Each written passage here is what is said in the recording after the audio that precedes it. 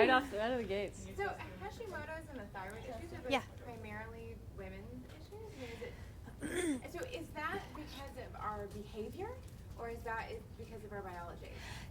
That's a good question. So she's asking, or Erin's asking, if Hashimoto's is just an issue for women, and if so, is it our behavior or our biology? So there is only one autoimmune disease that's more common in men. So as a whole, this whole problem is much more common in women. Ankylosing spondylitis, one of the diseases of the spine, is the only one that's more common in men. So technically, yes, our biology plays a large role in this, partly because of our fluctuating hormones throughout the month. But if you think about whether or not we have children, we were biologically programmed to be able to do that. So we are very good at upregulating and downregulating our immune system. So during a pregnancy, the baby's a little bit us, but not completely us. So under normal circumstances, that would, we would reject it and attack it. But we're able to downregulate our immune system because of our estrogen and progesterone go up, and this magical thing happens. We're able to hold on to this little person for 9 whole months without rejecting them. And so that's one of the reasons that big transitional times for women, so pregnancy, puberty, perimenopause, those are often triggers where you go into this state where you're starting to change your physiology a bit to be more adaptive, and you get locked in, so it trips this autoimmunity. So this happens so often, especially Hashimoto's, for women that are pregnant. They're like, everything just went to hell after, I'm saying that again, everything went to hell after I had a baby. Glad my children aren't here to hear this. They are here somewhere. But on an energetic level, to me, I have absolutely no scientific documentation for this. When you think about what this is, it's a self-attack. It's beating yourself up.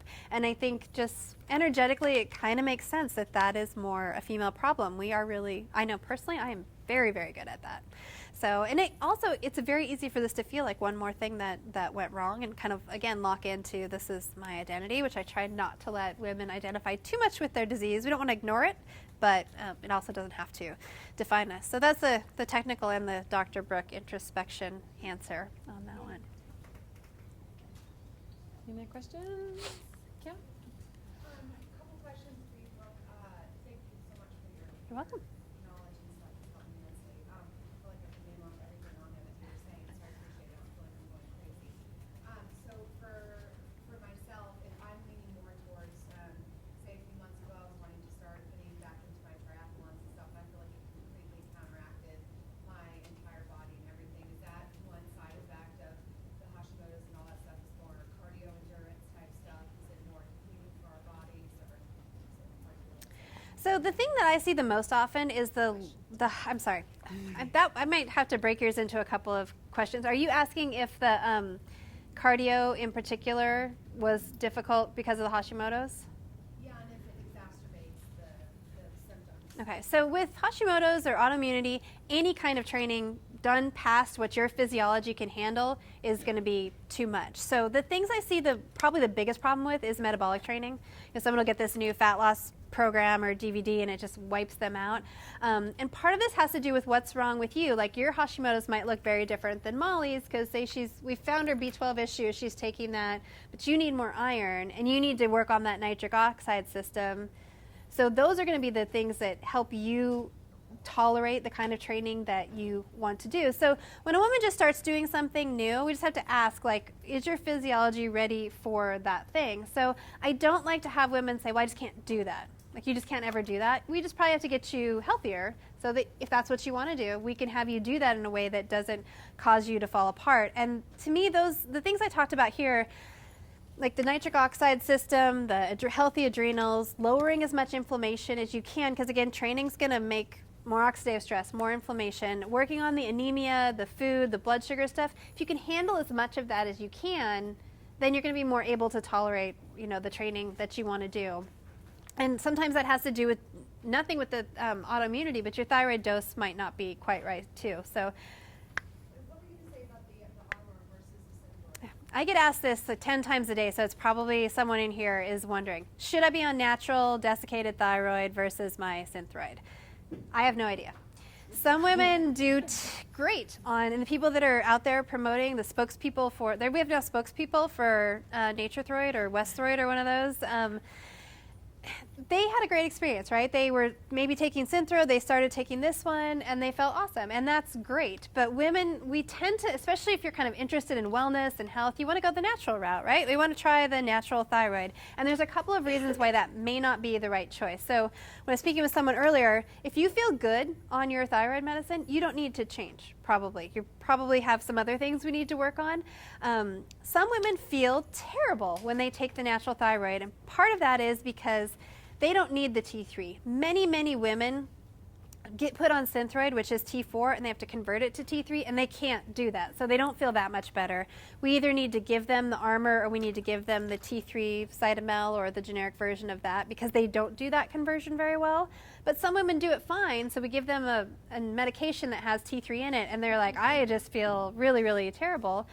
And also with Hashimoto's, sometimes they have a reaction to something in the Armor, so they just feel really awful, and it doesn't have anything to do with the T3. So to me, there is no perfect medication. We got to try a little. The problem with that is most of our doctors are just married to, I'm the Nature Throid guy, or I'm the Synthroid guy, and I would never touch that natural stuff. So it's a condition where you really have to advocate for yourself if you're not feeling well. You got to get some other people on your team. So it may be the perfect thing for you, and it may not work at all, or it may just be a lateral move and you don't feel any different. Shauna? Are there any supplements, like just in general, that you would recommend for thyroid? I mean, Hashimoto's people, like without even knowing their blood levels, that they should be taking? So we get into kind of an interesting world. So when I went to school, we were just told you give them the thyroid supplement, whether you like this company or that company. They've got Thyroid Synergy or Thyroplex or whatever, and you just give them that. For Hashimoto's, that doesn't tend to do much of anything because a lot of the thyroid supplement formulas have things that your thyroid needs to make thyroid hormone. There's zinc and selenium and some iodine and tyrosine, and those are fine. Iodine's a whole controversial thing, so I won't go into that too much. I would, disclaimer, if you've got Hashimoto's, don't take iodine without supervision. So some of those thyroid supplements might be not great for you. So those kind of things don't tend to make a real impact unless all you had was low thyroid because of a nutrient deficiency. So maybe that little bit of selenium helped you convert better. Now you make enough T3 and you feel great. But for Hashimoto's, that's not the problem. You might have that too, but your bigger issue, so remember we could have all the things I talked about. You could have inflammation and stress and all nutrient deficiencies that make you more hypothyroid, but if you've got this constant attack on your thyroid gland, that's the first thing to deal with. So things that you can take that calm that down are having adequate levels of vitamin D. So I like the 50 to 80 range on your blood work. So that one I do test, but you guys tend to all be low, so it's okay to start. Have someone test it within 60 days. So vitamin D is an important one. The NAC, I put everybody with Hashimoto's on that because we know they're compromised in glutathione. And turmeric is probably the other one because that has, what's going on with the autoimmunity, I'm gonna put this down so it doesn't make so much noise, is that you've got this natural seesaw that's going on, and it's called Th1 and Th2. Your Hashimoto's has locked you into one side, and the turmeric and the vitamin D have a nice way of kind of bringing that from here to maybe here.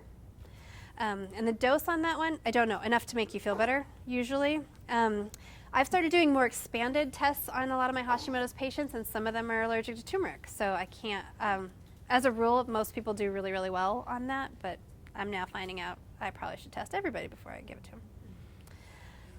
You're welcome. Kelly? Dr. Brooke, so Dr. you Brooke. hear that autoimmune diseases run in packs. Yes.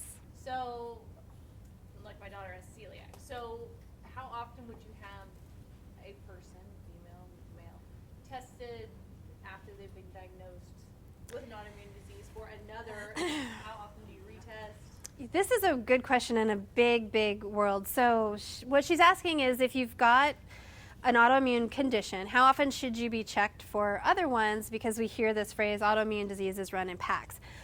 The first thing to think of is you don't have Hashimoto's, you don't have celiac, you have an autoimmune disease. So once you have any of them, whether it's psoriasis or Hashimoto's or celiac or rheumatoid, you've got an immune system problem, let's say it's Hashimoto's, you have an immune system problem, and now you have probably a thyroid problem. Again, the antibodies can be positive for a long time before you actually have. What happens is once you've got the antibodies positive, it just takes time, and this might move really fast in someone. They might have positive antibodies and be completely dependent on Synthroid in 3 months. Or you might have someone who's like, they've been testing these since I was in high school, I've never needed thyroid medication. So again, every woman is different. But over time, you attack enough of whatever tissue it is that you have destruction. And in our model that we live in with medicine, we wait until you come in with enough tissue destruction that you have symptoms. I'm tired, my hair is falling out. They run a couple of tests. Oh, you're hypothyroid. Look, it's Hashimoto's. They don't have really good treatments for autoimmune diseases. So kind of why bother, right? They can't really do anything about it anyway. In my experience, most people do have, and the research bears this out, usually there's other tissues involved, at least over time. So the goal is really to calm this down and protect other tissues. So how often would you screen someone? In our, again, Western model, you're not going to get tested probably. Sometimes they'll run like a rheumatoid test if you've got a couple other autoimmune things going on. That's a pretty generic one if you're feeling badly or you're complaining of some painful joints or something. But a lot of times they wait until things are really bad. Okay, now you also have RA, but that's expected because you had Hashimoto's, then you have an autoimmune disease, and they run in packs, which is a terrible answer, right? You can do testing, so there isn't necessarily a timeline that you would test every single one of these autoimmune markers because your insurance probably would not pay for that. If someone has an autoimmune disease, so say celiac, I would definitely test them once a year at least for Hashimoto's because it's easy to test for and it's a really, really common one in women. But there is specialty labs. Cyrex, again, does a really big, I think there's 29 tissue antibodies, so you can look and see if it's elsewhere. It's an expensive test, but for some women, like that's the thing that they were able to finally kick the gluten. Like they've tested positive for it, they don't feel good on it, but they can't get off of it. And then they see that they have antibodies to their brain, and they're like, I think I can find a different food source for that. So sometimes it's useful. Sometimes it just scares people. They don't want to see that thing at all and know that there's autoimmunity going on in their brain. So there isn't a really great answer to when, but there is more testing available if you want to pay for it and know where else this is because it's always somewhere else. So basically you go back to lifestyle, like no matter really what autoimmune you have as far as like, the sleep and nutrition and anything you can do to, anything you can do to help your physiology be healthier, you're going to handle that better. And again, some of this it just moves a little differently. In some women, it goes really fast, and they've all of a sudden got 3 autoimmune diseases after they went through menopause. For some women, it's just the Hashimoto's, and it sort of goes along. So you kind of have to take case by case. But yes, we all need to be sleeping more. We all need to manage our stress. That helps everything. And we can't get too stressed when we think about all the things we have to manage to keep ourselves healthy. So it's a little bit tricky, but that's always going to help. And again, the gluten thing, the research on Hashimoto's is good. Again, it's not, I don't think everyone needs to be off of that food, but Hashimoto's, it looks good. And we're sort of saying now at this point, it's probably a good idea for most autoimmune people to at least look into it. Ashley? I think I have a couple questions. I just want to clear up some things. You said 95% of people, or 90% of people that have hypothyroidism, it is Hashimoto's? Yes. And what? And it's Hashimoto's and they don't nurse it. So basically we've got a lot of hypothyroidism that could be caused by something, right? We talked about stress and inflammation. I didn't repeat the question. Sorry. So what's the main cause of hypothyroidism? About 90%, kind of depends on which data you look at, whether it's just Western world, just US and Canada, US and Europe. But somewhere around 90% of our Western world hypothyroidism, it isn't iodine deficiency like it is in other parts of the world. It is Hashimoto's. So they may still have those other things I talked about going on, like they might still need some selenium, and they might have lots of inflammation, and they might have various other things that are impacting that thyroid cascade. But the bulk of women with Hashimoto's, they may not know it. The bulk of women with hypothyroidism, the cause is Hashimoto's, and they may or may not know. Or sometimes women will say, I think they tested for me for that. I don't know. They kind of mentioned it in passing, like it was nothing. So they're sort of like, I didn't really even register that because, again, it doesn't change them. They're still going to watch their blood work and give them the right amount of their hormones, and that's what they do. Okay, really quickly, does anybody have a question for someone other than Brooke for just a second? Okay, I'm serious. I'm not trying to be, okay. Oh my gosh, there's so many. Okay, Jen, you want to go? I just have a quick question for Krista. This, like the life wedge, is some paperwork for PN, because I'm a PN level 1 coach. Is that available somewhere online? It's available in level 2. It is. Yeah, So but I'm that would happy be to send it to you. Like if you email me, I will send it to you. I mean, Yeah. it's just a helpful exercise I would like with my clients Yeah, to absolutely. Yeah, if any of you would like any of these 3 worksheets, contact me. I'm happy to mail them to you. Okay. Yeah, they're kind of open source in a way. Like we take people through them in our level 2 course, like step by step how to use them. But yeah, happy to share. Okay. Yeah, you're welcome. Thank you. Yeah, thanks. This is kind of a question for everyone. Do you guys have any advice for women with pelvic floor dysfunction or vulvodynia, specifically for core strength progression? So that's going to be a great question for Anne tomorrow. So Okay. she was asking about pelvic floor dysfunction. So just hang on to that because that's absolutely her jam. So we'll get to that tomorrow. That's a great question. Sharon? This question is for Karen and Ingrid because I don't know about anybody else, but I have so many women in my class that they talk about they can't do push-ups. They may have something with their shoulders. So a lot of times I give them a modification like, laying on the ground supine, doing bench press, or just have them do standing bicep curls. But you guys showed a lot of stability things. Would that be better to have them maybe just hold that plank or something like that? Would y'all explain that? Yeah, so the question is that if you have a woman that you're working with, or anybody for that matter, who is maybe not capable of doing a full push-up or something like that yet, but that's what you have in your program, and what can you do to help them build up toward that, or what would you replace it with? And for me, and I think that's what you guys saw, at least out of my stuff today, is there's always a progression and a regression for everything that I do, so that everybody's involved, and especially if I'm working with a group, that makes it easy to keep everybody kind of on the same track. So, I mean, you can always elevate, I can have, again, my 80-year-old clients do push-ups against the wall. I can, and so there's a level that everybody can do something that's in the same movement pattern, and they're still developing the same things and kind of building that same strength. And I know you did some plank stuff. We didn't do any plank stuff today in my session, but just like we do the pushing on the hands in that modified handstand position, I do that in the plank as well and try to create some of that strength and stability that way. The other thing that I'll also do is use the negatives or the eccentrics. So most people can at least try to slow themselves down to the ground and then reset and then do it again. So those are a few of the things at least that I would use. So even if not it being a strength, say maybe, it's another shoulder issue, would you do the same thing even if it, not just strength, them not being able to do a push-up? Sure. They would So say, I'm having problems with my shoulder, Sharon, so I can't do push-ups. yeah, so right. So then I would find something that's pain-free. Everything's always pain-free when I'm working with somebody because there's always another option. And so we find something where they're working, they're challenged, but maybe not irritating something that's already irritated. Yeah, I agree 100%. There's always a regression and progression. You can also focus on making sure that you're building their stability before you're moving. So planks before push-ups, before one arm, okay? Stabilizing a bell overhead before you're actually pushing and being ballistic and snatching. So work on their stabilizers. And you can do that with your own body weight. You can do that with a lightweight. But like for push-ups, I always say the wall versus putting someone on their knees. And I covered that a little bit, but I just think you can use more tension and be more stable when you can use your whole body versus taking part of the body away. So going from a wall to a desk, or you can use a squat rack and slowly lower the bar until you get to a level that they can progress to, but it's okay to regress. And I always let them know that it doesn't make you a bad person, okay? Regress to a level of your strength right now. Wherever you're at right now that you can move or stabilize is where you should start. And it's not about what anyone else can do, it's about where you're at and what you can do.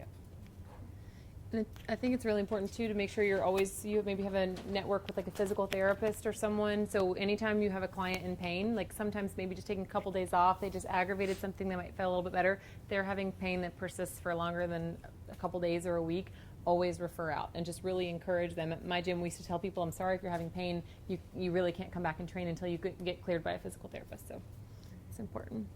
Okay, questions? More? Ready? Okay. For Dr. Kleiner, how many grams of protein do you need to have a day as a woman? And can you give some more Okay. Okay, how many grams per day of protein should a woman have? And more about Vitargo, which is the product that I work with. So protein is dependent on what you're doing, right? So the bottom line is we want everyone to be more active, and so the recommended dietary allowance, is pretty low if you're an actually active person. And so there's a continuum kind of between, let's say for someone who is what we would call active but not athletic, to say at least 1 to 1.2 grams per kilogram per day, okay? You can cut that in half if you want to go by pounds. Okay, so divide by 2 and you've got grams per pound. About a half to 0.6 grams per pound. For anyone who is on a weight loss diet, if you are underfueling, if you are consuming less energy than you need every day, your protein needs go up, because only protein can do the jobs that are required for protein in the body. Must have nitrogen to create new tissue, to create enzymes and hormones and immune function and all the important jobs that only protein can do. When we underfuel, when we have fewer calories than we need every day, we use some of that protein as energy as well. And so your protein requirement goes up. This is basic nutrition 101. So you add another 10% or 20% to the amount that you need if you're on a weight loss diet. You increase your protein. As you train, we know that if you are doing endurance training, needs are about 1.2 to 1.6 grams per kilogram per day. If you are lifting, then your needs may go up to 2 grams per kilogram per day. So a lot of the literature that you'll read and what you'll see in my book is a recommendation, because so many athletes, as I already said, are already underfueling. Think about a gram per pound is a really easy roundable number, a gram per pound, and that will give you the protein that you need, and that then is distributed throughout the day.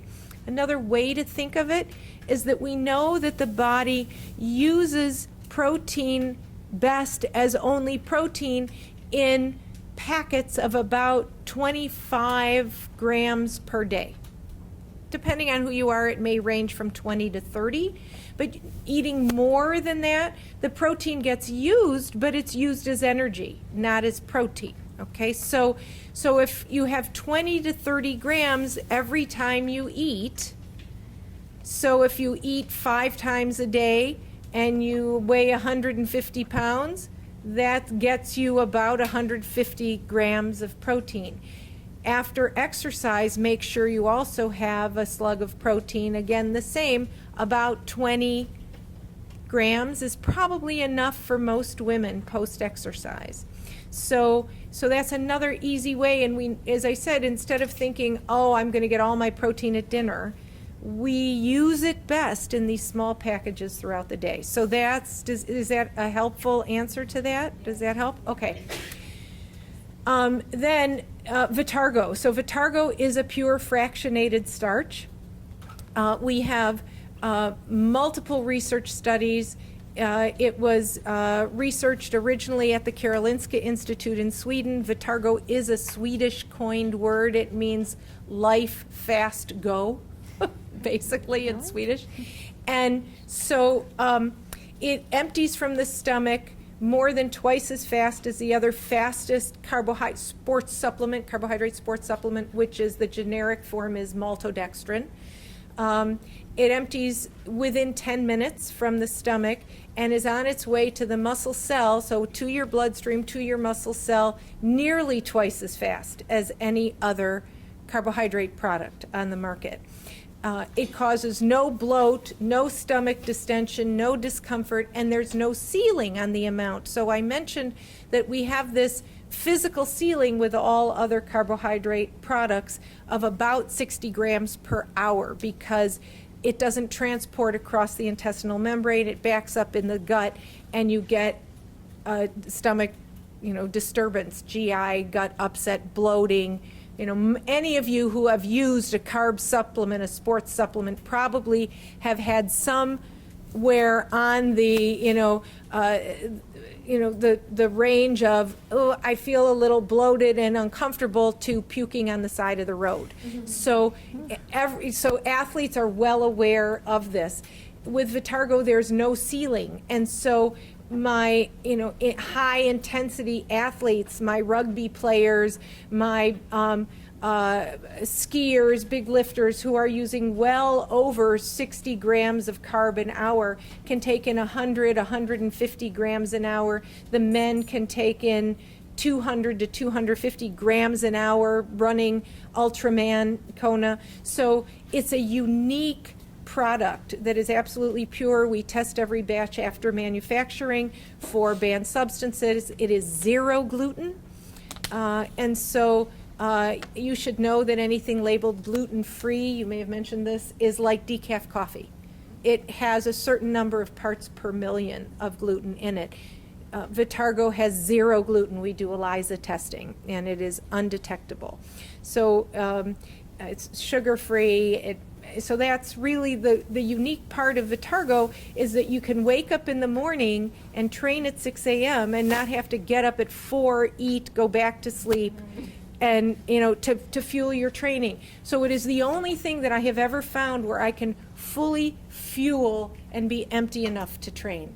That's really, for me, the magic of Vitargo. There's nothing else like it. It is unique, and as I said, everything I've said, we have published in third-party, independent, university-based studies published in medical journals as full manuscripts, not just abstracts. So there is proof behind every claim. And for Vitargo FX, which is the female brand, Dr. Abby Smith-Ryan, the minute she comes back from her maternity leave, will be doing the first study of Vitargo FX on elite female cyclists. So we're very excited about that in October or November, probably.